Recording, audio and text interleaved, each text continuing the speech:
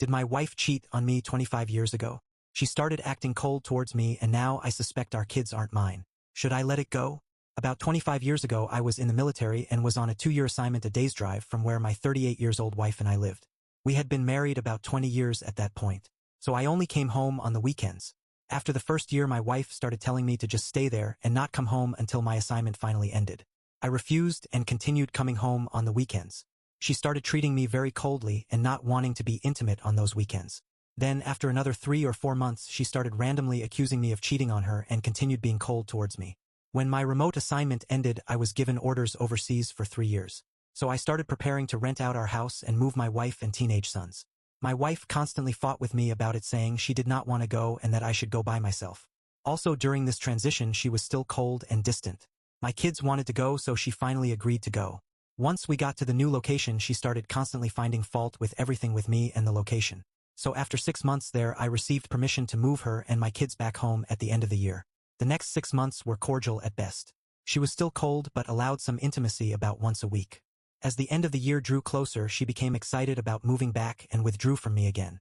She stayed withdrawn from me for the last month or so. I took 2 weeks leave about a week after she departed with the kids and went back home to help out. After about 3 hours of arriving, she was telling me to just leave and go back to my base. I stayed for about 10 days and returned to my base overseas. I was there for another 2.5 years. I would go home about every 4 months for 10 days and be treated the same way as I was the first time. We would be intimate maybe twice in those 10 days, but I got a feeling she was doing it out of a feeling of obligation rather than desire. Also, she acted as if she wasn't really happy I was there, and even stated she would like it better if I did not come back home until my time overseas was finished. For that remaining year and a half, she remained cold and distant when I visited, and whenever I would call her to see if all was okay. If I mentioned I had gone to a cookout or bowling, she would accuse me of cheating and hang up. She would also constantly tell me everything was my fault and was always in her way of doing what she wanted. After I finally got transferred back, the coldness and distance remained. After 6 months back, I moved out.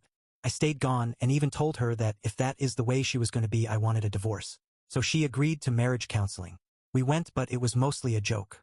She blamed her coldness and distance on me not understanding her and what she wanted. So I moved back home and just ignored it from then on. I left the military and got a job that required constant traveling. Now 25 years later, we are both in our 60s and retired. I have a lot of time on my hands now and time for self-reflection. Hindsight is almost always 20/20. Now I question her actions as I look back and analyze them. Various articles I have read from persons who analyze cheating spouses. My wife's actions back then fit the pattern given by other cheaters. Even though I don't have the proof or smoking gun, there was plenty of smoke. Over the years since then, some of her friends and previous co-workers have made snide remarks about her possible cheating during get-togethers while the alcohol flowed. I have mentioned it to her a few times. She never denies what they say but responds questioning their honesty or that they were probably doing themselves. We still have an occasional blowout.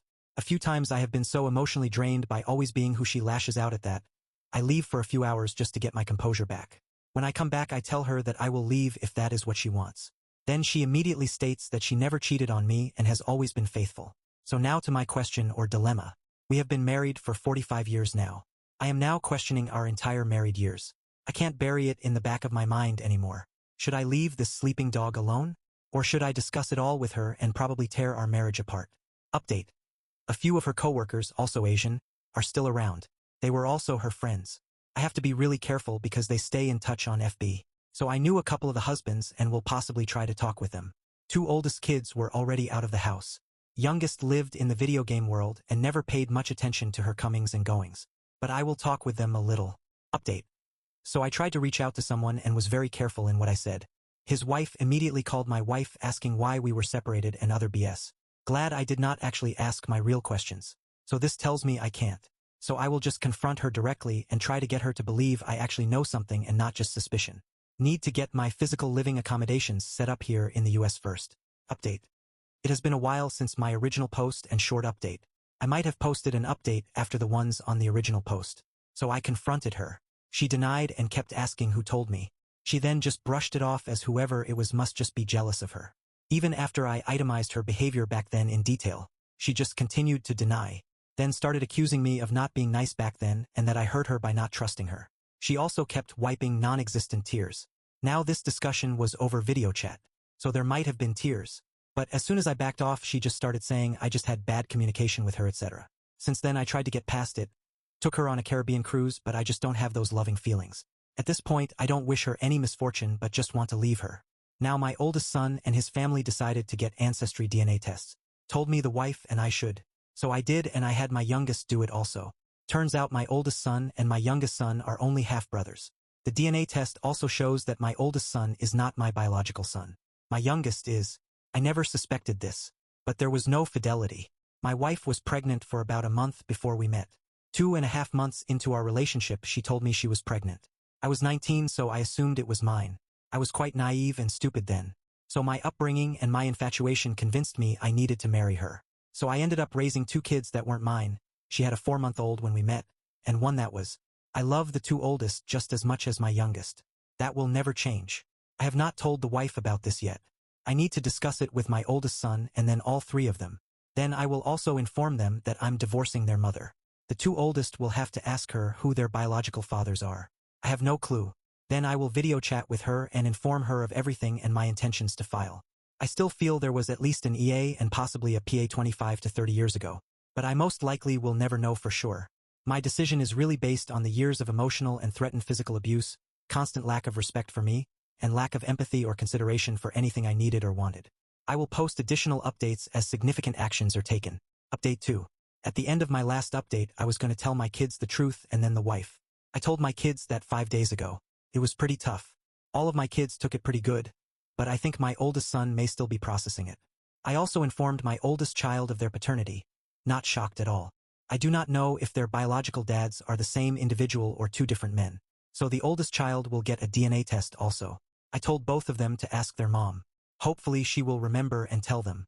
I decided to just text my wife instead of video chat. After 40+ years, I knew that would end badly. I would probably lose my composure and blow up. That would not have helped.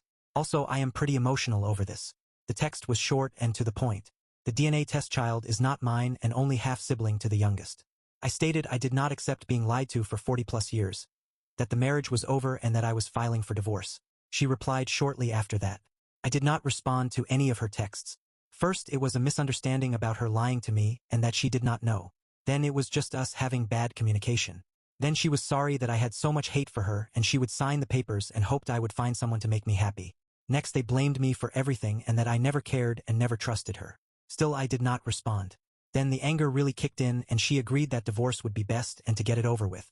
All of her texting was over in about 2 days. Then there was a lull for a day. I texted her that I would only text her regarding the kids, grandkids, and the divorce from now on. I included the financial support she will get and how. She gets half my military and federal pensions. She asked if I would just send all of her belongings to her. I said I would. Since then, it has been dead silence from her. She has contacted the 2 oldest about everything. I have not done the paperwork yet, we'll do that shortly. That's all for now. Update 3. So not much has really transpired since my last update. I have a briefing with my lawyer this coming Monday. STBXW continues to try and bait me into an online argument by blaming me for not loving her, never trusting her, etc. Then long texts about throwing everything we have worked on for 46 years with pictures and crap, trying to guilt me into submission. So far I have been successful in just ignoring it, staying civil, and text only about kids and divorce issues. Presently she says she'll sign so we can just move on. Knowing her like I do, I doubt that will happen. The only issue is the house. Her house in her country is fully paid for with my retirement funds. The profit on the house will hopefully be close to that amount. So I only plan to go 70/30ths on the net profit. She did not like that, but we'll see. Kids are mostly okay. My oldest, adopted daughter, has been avoiding me, so hopefully time will help her cope. My sons are okay, just do not want to be in the middle. I promised all 3 kids I won't put them in the middle. That's all for now. Thanks for all the support. I'll update once papers are served. Update 4. Papers were served yesterday via email. The spouse accepted them, signed them, and emailed them back to the lawyer. She stated, not what she wanted, but would do it for me so we could move on. So as I knew would happen, she still lays the blame at my feet. She also had to get her digs in about the kids finding out and me making her life terrible. She also complained about me never talking to her and keeping everything in. Funny, I only started doing that when it became obvious she did not really want to hear me, discuss anything, or care about what I wanted or needed. I almost fell for the bait to get in a war of words. I just cut it off and signed off. I never knew what narcissism was until I read about it here and then Googled it. Every problem I had with her actions or lack of actions when discussed always turned around as my imagination or really just caused by me. She has never taken any responsibility for the crap she has caused over the years. When I look back over the years, my every action was based on if she would like it or would it make her happy.